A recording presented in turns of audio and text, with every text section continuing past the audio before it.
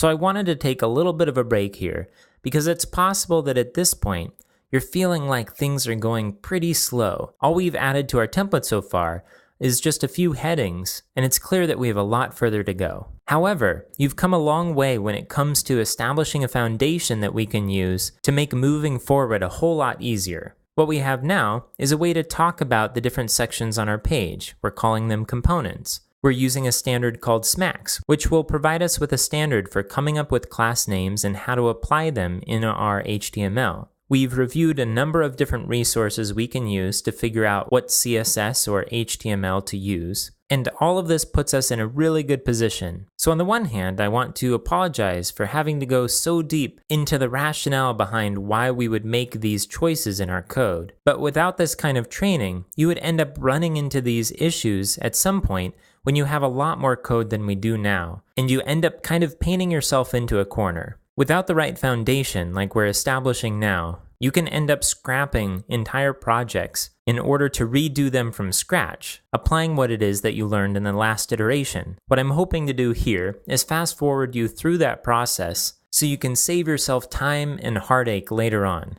Okay, that's my pitch. Let's get back to getting things done.